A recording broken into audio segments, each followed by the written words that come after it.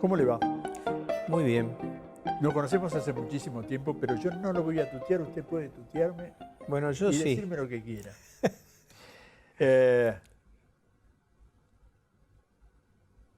¿Barrio de Boedo? Barrio de Boedo. Boedo es el lugar donde yo nací. En líneas generales, a partir de ahí, todos los lugares en los cuales yo me mudé tenían que ver con Boedo. Siempre, O sea, siempre en la periferia de Boedo. Hay un viejo dicho de la sociología que dice que el origen te determina. Es verdad, a medias, porque no me pudieron hacer hincha de San Lorenzo. Ahí estamos, ahí O estamos. sea, Sí. sigo siendo de River por más que haya nacido en un barrio cuervo. Pero tenemos amigos Pero todos los amigos, hinchas de San Lorenzo. todos. Es más, jugué en San Lorenzo cuando éramos chicos, todo ese lugar, todos esos Cuando amigos. estaba San Lorenzo al lado de mi casa, Inclán y Avenida La Plata, Claro. por Avenida La Plata, por Inclán, por las casas. Exactamente, que íbamos caminando y desde nuestras casas, por ejemplo, en la zona de Independencia, Castro Barros, San Juan y Boedo, se escuchaban los domingos tradicionalmente los goles Exactamente. que venían de la cancha, la antigua cancha de San Lorenzo, que era de madera, de tablones de madera y demás. Y ahora no sé cómo va a volver a ser esa cancha. Pero Es bueno, una incógnita. van a ser una linda ¿Cambió cancha. Boedo? ¿Cambian los barrios? Yo creo que sí, creo que los barrios cambian en la medida que van cambiando sus actores y sus componentes. Hay negocios que perduran, como el emblemático Homero Mansi, que de Que ser menos mal que lo salvaron. claro, que de ser un bodegón chiquitito, donde uno de los dueños retrocedió un día y se olvidó que la tapa del sótano estaba abierta y se fue abajo.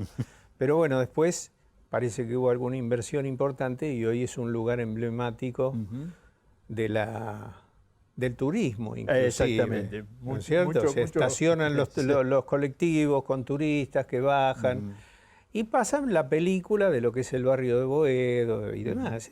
Es un lugar emblemático. Después tenés el Trianón. Después te voy a contar, porque en la última novela Vamos a decir... el personaje recorre varios ¿sí? bares de Buenos Aires. Así que ¿Cómo nació la formación del escritor? la verdad no sé si cómo nació. Yo creo que nació más por una necesidad. En un determinado momento yo sentí la necesidad de tener que comunicar algunas cuestiones.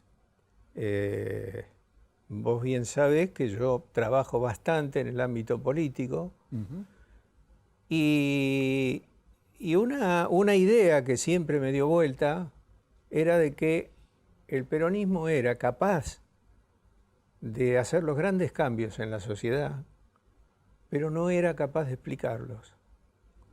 Y entonces ese es un déficit muy grande. A partir de ahí surgió una cierta necesidad. Si yo no vengo ni del ámbito literario, pero soy un gran lector, eso no lo voy a negar, pero el hecho de empezar a meterme y empezar a escribir algunas cosas que nadie las hacía, que me cansé de convocar gente para que lo haga, porque evidentemente ahí había una falta de comunicación entre la gente y el actor, que es el escritor que se dedicaba a tratar de explicar algo. Si todo tipo que escribe algo tiene que comunicar. Es todo un ejercicio, adentro, ¿no? Claro, es todo un ejercicio en el lector avesado, encontrar, porque en algún punto de lo que escribió le vas a encontrar la punta del ovillo, o sea, y el por qué lo está haciendo. Así que siempre alguien tiene que comunicar, a pesar de que la tecnología petardea permanentemente toda la cuestión literaria. Vamos a recordar un poco aquel cine de barrio, Aquel cine de barrio. Bueno, en que Boedo, también ayuda al escritor Sí. a rememorar un montón de cosas. sí, por supuesto, por supuesto. El cine, había 3 cines, el cine Los Andes, el cine El Cuyo y el Nilo. Eran 3 cines que te pasaban 3 películas en cada cine. Exactamente. Pasaba, en cada intervalo pasaba El hombre del maní con chocolate. Claro, pero teníamos uno en el Cuyo, del cual nosotros nos reíamos, porque vendía chocolatines, bombones y empanadas. Entonces, era un lugar de diversión, Había evidentemente, de la muchachada. un lugar emblemático de esos 3 cines donde pasaba cualquier cosa. Sí, sí, sin duda. ¿Cómo sin se duda. llamaba? Bueno, el Nilo. El Nilo. ¿El Que Nilo fue, dónde? que fue el primero que casualmente... Donde se cortaba la película y volaban sí. panes, Sí. galletitas, lo que había. Sí, claro, porque uno iba ahí y se pasaba el día entero. Entonces la gente llevaba cosas, llevaba sándwich, llevaba fruta, llevaba cosas para pasarse un día. O sea, era un día metido adentro de una sala. Y la muchachada tenía la picardía de que cuando salían al intervalo había algo que era característico. O sea, los fumadores salían en el intervalo y prendían los cigarrillos. Sí. Ahora, cuando venía el acomodador y hacía así, Para entrar a la todo sala. el mundo entraba. Entonces, ¿qué hacíamos nosotros? Lo hacíamos 5 minutos antes. Le hacíamos así, los tipos largaban los puchos y nosotros íbamos a agarrar. Estamos hablando Sí. de que éramos muy jóvenes y que era una clase trabajadora, que éramos hijos de una clase trabajadora Y había que sobrevivir. que había que sobrevivir. Exactamente. ¿El potrero? Bueno, el potrero yo lo usé mucho, el potrero. A mí me gustaba Vamos a mucho. explicar qué es un potrero. Sí, por supuesto, claro. Porque eran- muchos jóvenes no tienen conocimiento de un potrero. Claro, bueno, el potrero, por ejemplo, nosotros íbamos mucho a las escuelas, a las iglesias. Vos Sin sabés ser que- fervorosos algunos, ¿no? Claro, no, porque había tres o 4 iglesias ahí, todas juntas. San Antonio, San Francisco, San José, bueno, había todo tal punto que decíamos que era el Vaticano. Entonces nosotros, que no proveníamos de la iglesia, o sea, no habíamos estudiado en esa iglesia, siempre colábamos en los equipos de fútbol. Entonces eso era una parte, que no era potrero, era algo más institucional. O sea, vos ibas a los campeonatos que armaba a la curia en las iglesias para contener a los jóvenes y demás. El potrero estaba en Soldati, estaba del otro lado. Claro. O sea, y ahí íbamos a jugar, pero ya con equipos muy armados, equipos con mucha Eran con ricos. mucha guerra, Eran mucha ricos. garra, porque justamente lo que íbamos a lugares donde no terminaban bien los No terminaban partidos. bien las cosas. Nosotros muchas veces jugamos en el empedrado. Ah, y bueno, pobre del claro. arquero que le tocaba jugar en el empedrado con sus rodillas. Claro, Y claro. conseguir unas rodilleras era Sí, algo... sí, algo- en esa época era complicado. San Juan y San Pedro, ¿no era? Eh, O San Pedro y San Pablo. no, No, vos San- decís, dónde La estaban. fogata. Ah, bueno, y las dos.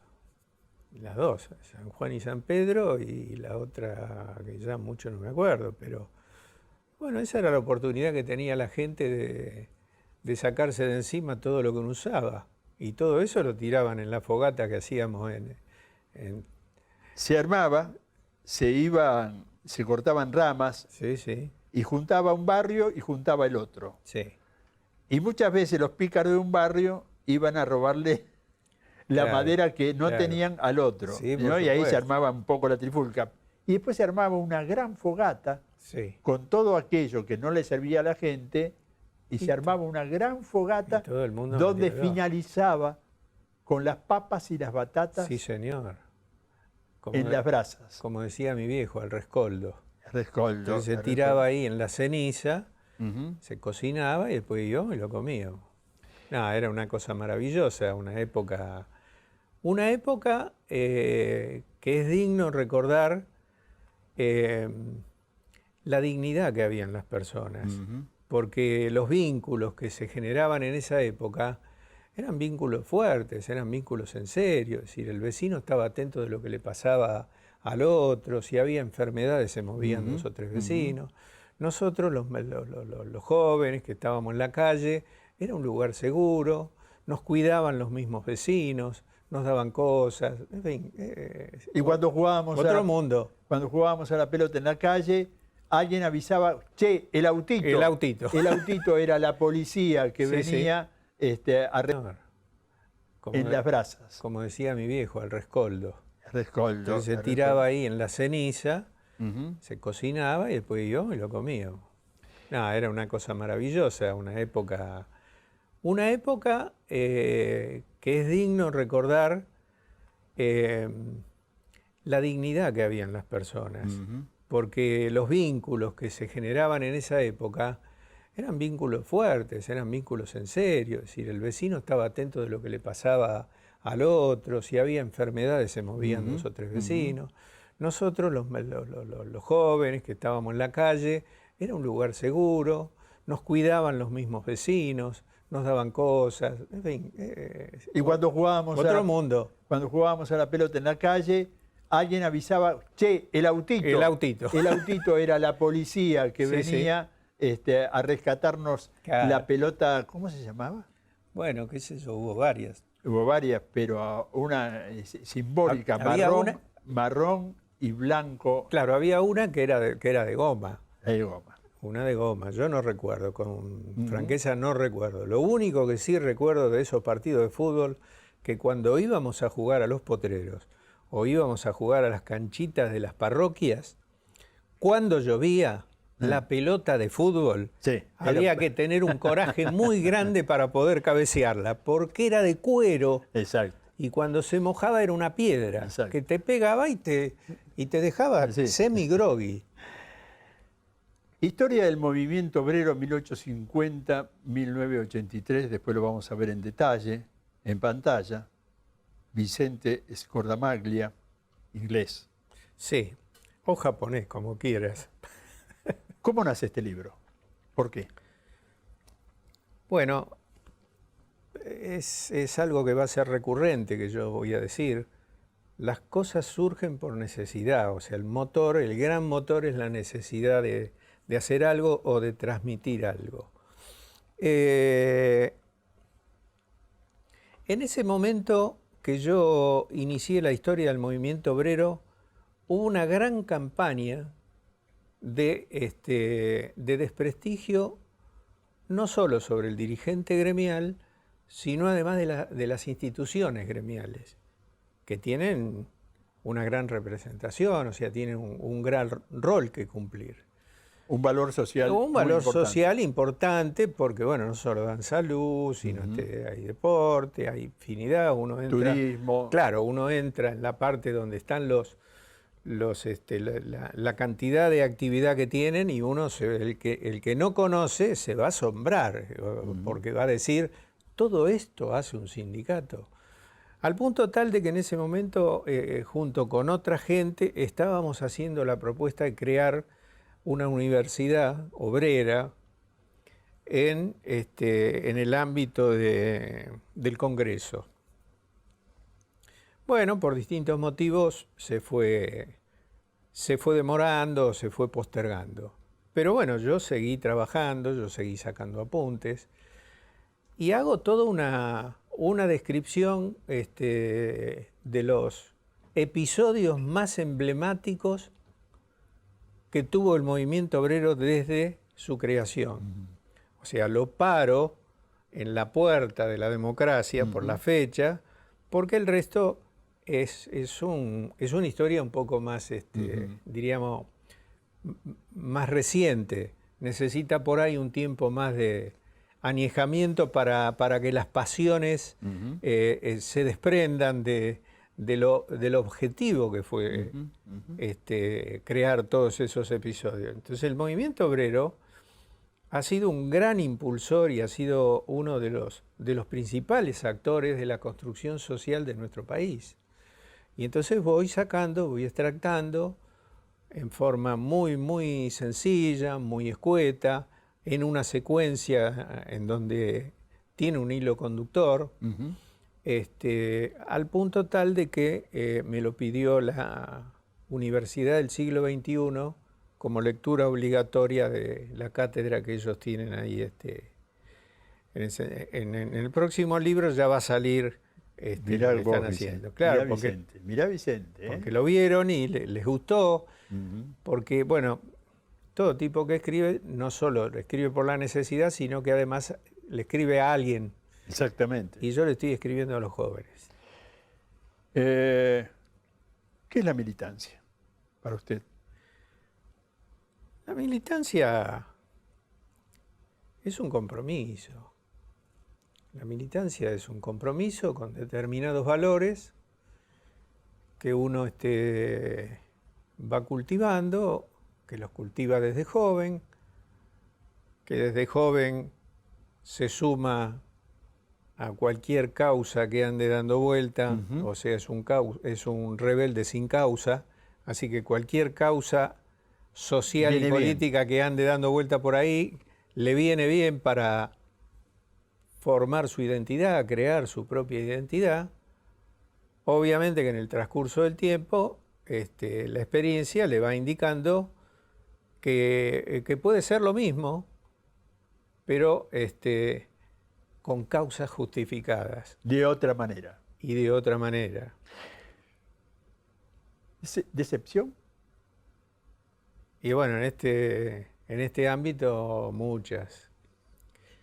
En este ámbito muchas, porque yo soy parte de una generación que ingresa a la política por puro idealismo.